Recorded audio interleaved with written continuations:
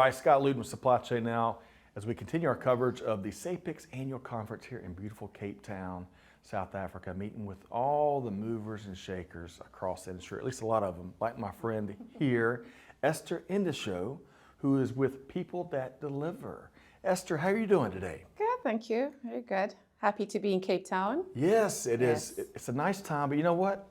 When I was here 2 years ago, we had colder, rainy weather, which I hear is atypical this time of year. And as I get here this year, getting ready to want to get out and see the sights and sounds. It's cold and rainy again. I hope I'm not bad luck, but anyway. That's Cape Town for you. Okay. That's well, Esther, so nice to meet you. Nice to meet you, I wish we had several hours here with you because you've got a fascinating background and journey, and we're going to get to some of that here today. But I want to start with kind of a fun warm-up question. Now, I've been doing my homework about you, and I hear that part of your journey, you're an avid farmer. You have a passion for farming. Is that right? I do. So, as we were sharing pre-show, I have tried to grow things my entire adult life. And I've had even when I shifted from vegetables to I told myself one year, I'm gonna do flowers. Flowers gotta be easier, right? Hardly any luck. So Esther, as a more successful farmer, give me a tip. Successful? I'm not so sure. I mean, there are days I keep thinking probably my money would have been better invested in the stock market or something, even today. But I keep going on and I keep thinking that it's going to work out. So I've got a farm where I've planted avocados and macadamia. I have about a total of 1,400 trees. Wow. And then I also have short-term crops that I've planted. You asked about tomatoes earlier. Yes. Please, let's not talk about tomatoes. Very, very painful. I've lost a lot of money in tomatoes. I'm laughing with you, not at you, I promise. I can laugh now. Okay. I've cried before. But we keep going back. I feel like it's my role to try and address some of the food security issues we have in Kenya. And the best way to do that is by farming. I was also lucky that my family was has some land available, so that was good. Some days I'm happy about it, and then there are days that I am really, I really question my choices. I thought coming in from a logistics background, I had it down packed. Okay. I took a 3-month course on agriculture and agriculture as a business, and I thought I could apply it all. But nobody prepared me for the staffing issues. I knew, of course, climate change is real. Right. So we've had to deal with some of those issues as well. The market, you think you've got the market down packed and seasonality is down. And the next thing you know, we've got imports coming in from some of the neighboring countries in East Africa. So it's been interesting. All of that told, I bet you've got a new profound sense of admiration for farmers who've been doing it for years. Absolutely, huh? Yeah. Absolutely. I spent some time in South Africa and would go on road trips to some of the other provinces, Mpumalanga, and you'd see all these large industrial type or commercial farms, and I'm thinking, that's me. Well, there's a lot more that needs to be done for me to be able to get to that level, but we're persistent. All in due time. It'll happen. And Esther, I gotta ask you. First off, I'm really so jealous. The properties and the land and the 1,400 trees. Yeah. I bet when you get out there and you walk the property and you pick things from your trees or your crops, that's got to be those moments have to be really fulfilling and rewarding, huh? No, absolutely. I sell some of my products. I sell to wholesalers. Okay. And then I typically will leave some to sell to like family members, neighbors, and the rest. And I still have aunties who are like, you came from corporate America to start playing around with dirt, and now we're eating your produce. And I've kind of tried to go in the route of I'll have your fast-moving products, yes, or food, and then I also have some niche stuff. So I've got strawberries, I have plant broccoli, cauliflower, things that I like, and that I found were difficult to find in the Kenyan market. Yeah, but the response has been amazing. Some folks think I'm just joking around. But you're serious. But I'm serious about it. All right, so when I come back next time, I'd love to get a tour. We'll work out the logistics. We can do that stuff, right? Love it. And it's important to have departures from everything else that we're doing in this journey. I want to, along those lines, I want to get to know you a little bit better. You and I were talking about some of your previous career journey earlier, and we've got some common themes there. Yes. We both have spent a ton of time in the metro Atlanta area, which is a great city to do business in and live in and meet wonderful people in. So when you think about some of your previous roles, what's one leadership role that really sticks out that really shaped your worldview? So two. One, so I spent a lot of my formative years, professional years in Atlanta. Worked for Ryder Systems for 7 years, then I joined UPS, and then left, got an opportunity to move into the international world at UPS in 2011.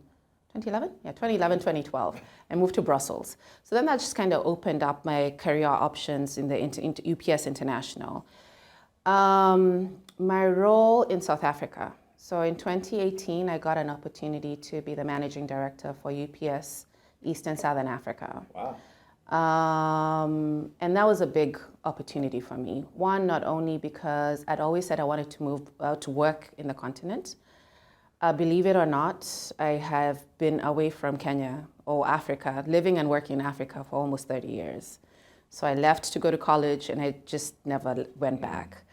But that role gave me an opportunity to understand firsthand the talent that we have on the continent, the opportunities that we have in the continent from a business, the networks, the complexities of working here.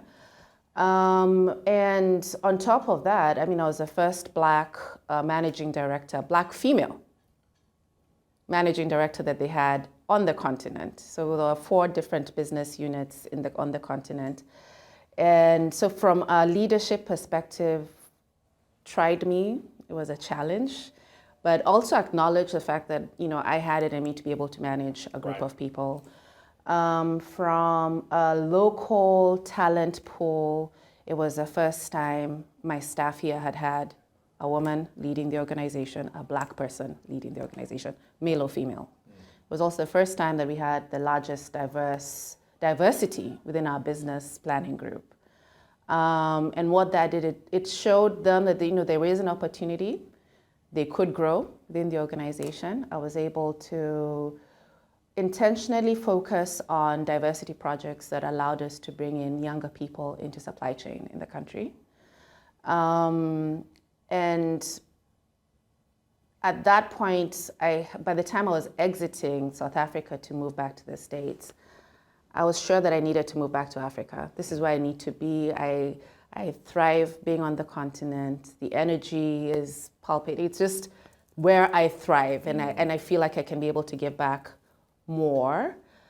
And then that kind of started my exit back to the continent.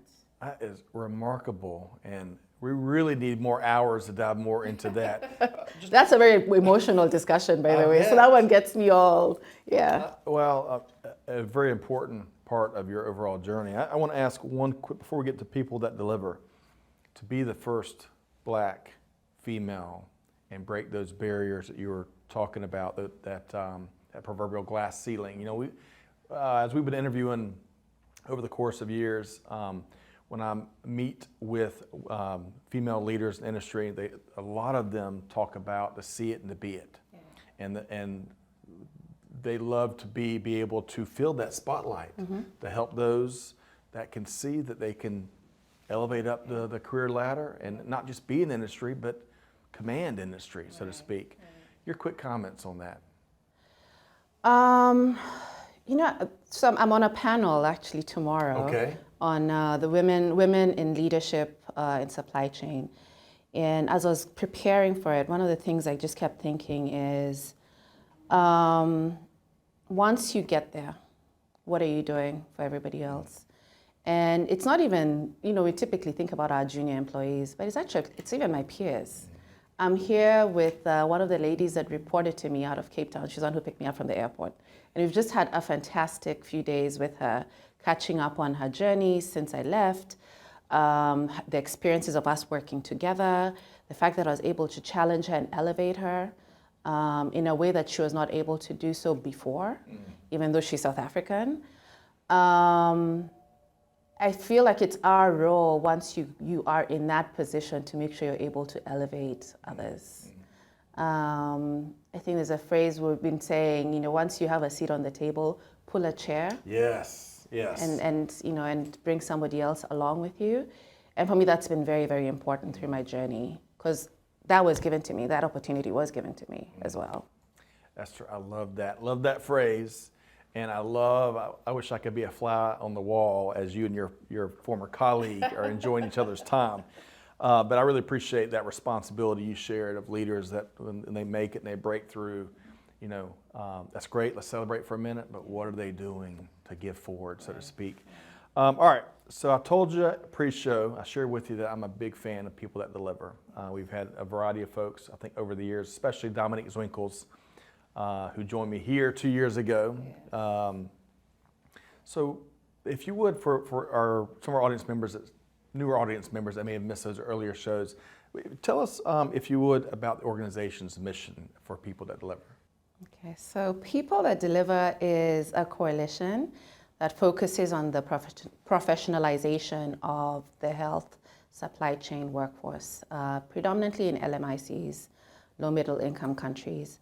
We look at capacity building efforts, we're involved in advocacy, we offer training opportunities to uplift the health supply chain workforce, because we believe with a more upskilled workforce, we're able to deliver on our health outcomes in the country and increase the accessibility of our health commodities in the different countries.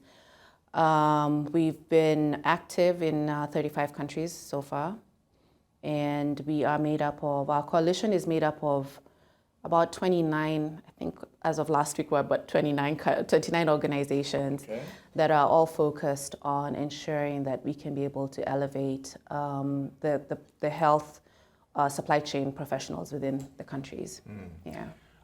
Very consequential, very noble mission. Life and death we're talking about, and I love the force multiplier aspect of the role that People That Deliver is really fulfilling, especially as you mentioned, new acronym I'm picking up, LMIC, low and middle income country. We love our acronyms in global supply chain, don't we? Yes, we do.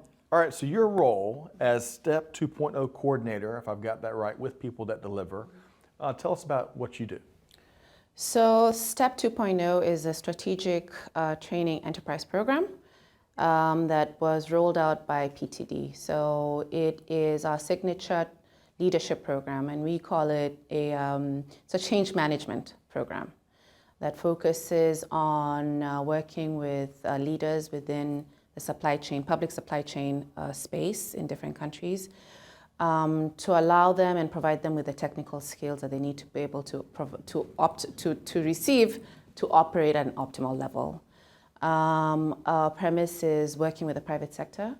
I believe the private sector has cracked that niche. They've invested in their supply chain teams. When you think about some of the organizations that are present here today, they're investing in their talent. They've invested in their operations to ensure that they can be able to operate on an optimal level. That's not necessarily the case when you look at public healthcare systems. And so Step 2.0 leverages our pool of private sector partners that we work with, rolling out the training program that equips the folks that go through the program to be able to go back into their operations and identify areas of improvement. So it's a 6-month program which involves 5 to 6 weeks of virtual training, face-to-face workshop for 5 days, and then another 4 months where they go off and work with their private sector coaches to address a challenge within their area. I just finished attending the workshop in Kenya last week, where we're working with KEMSA and the Ministry of Health, And just an interesting opportunity. You bring in 24 participants or 24 to 30 participants in a room, and they're all trying to tackle different areas or different challenges that they're facing within their area. They are matched with a coach that is then able to bring in their technical skill set from the private sector to help them address the challenges. Yeah. I want to go back to the kind of the main theme at play, what I heard there, change management. What's old is new again, and in this really ever fast-moving world where the business velocity is just like it's gone 0 to 60 in the last couple of years, or 0 to 100, maybe 1,000. Do you feel that it places a greater emphasis where more and more organizations really need to invest in that change management aspect that's so closely tied to leadership? Do you think it's a bigger gap than what most organizations may? I think that what we've seen is in the public health space, it is constant. Change is constant. You can't get away from it. That's right. We've just come out of COVID. We're dealing with issues in the development space with all the executive orders and constraints from a funding perspective. Those are all changes that are happening and are going to affect the country's healthcare, public healthcare system. So it's about how you're able to adapt to the changes. And that starts from not only from a policy perspective, but all the way down to your delivery or distribution of the services that you have to deliver to your population. And that thought process is important. So how you manage those changes, how you manage the changes of the implementation of new systems, new tools within the organization to allow you to be able to effectively deliver what, the services that you're delivering. I think even just the change in, so like last week we spent a lot of time talking about, okay, so there's the processes that you're changing, but even just understanding that there's a patient at the end of it all. Right? So you may not necessarily have a face, but maybe you do need to put a face so that you can understand whatever you're doing, managing the distribution of products from the port all the way down to the healthcare facility. There is a face at the end that's reliant on making sure that either its vaccines get to them at the right efficacy level and on time. Yeah. And on time is a big thing as well. That's a powerful reset and reminder.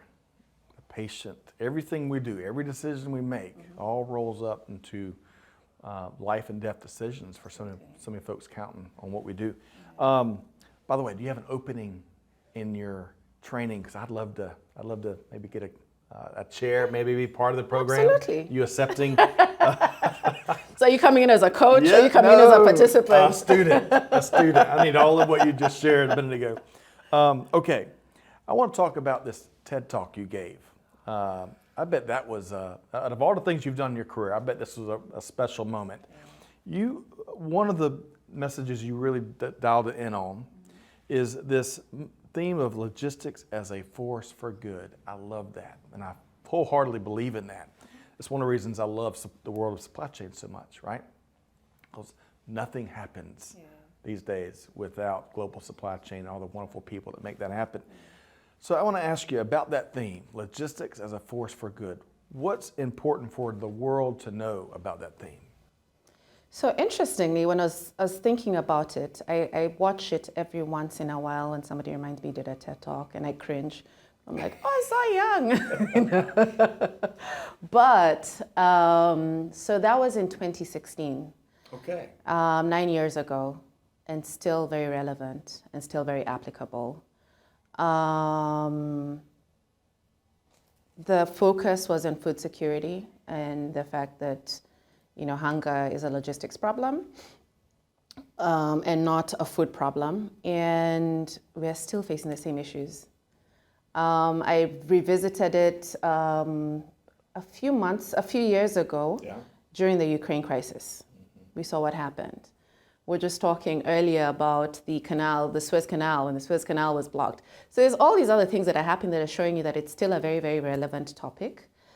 And then I bring it to the space I'm in right now, which is public health. And we have commodities available. We may have funding constraints, but the commodities exist out there.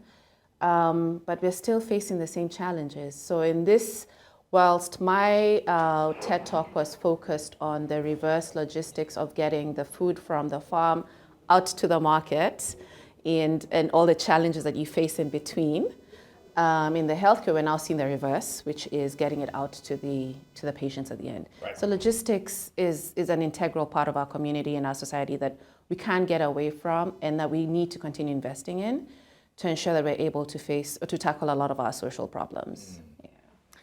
To have the opportunity to marshal all that logistics is globally, to drive the needle and to help others, that's got to be a really fulfilling thing to do at this juncture in your career, huh?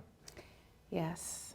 And it's been a journey. I mean, I've gone from the point where I was operating at 200 turbo, charging, not stopping, just going, right. And thinking about the money, thinking about the career, thinking about the growth, and to the point where I need to be able to focus on impact.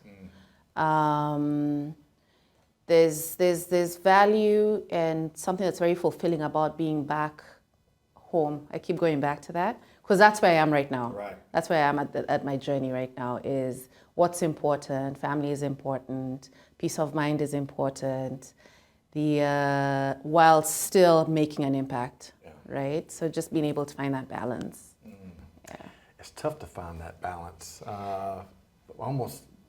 It never comes easy, does it? Yeah, I mean, it would be nice to be able to take all the trips I want to take. Sometimes I have to look at my budget and think, okay, so I love traveling. So apart from farming, my farming sometimes is compromised by my love for travel. Oh, okay. And so when I see, and I'm talking to some of my girlfriends, they're like, oh, we're going to Bali. Do you want to come to Bali? I would love to. I got far. However.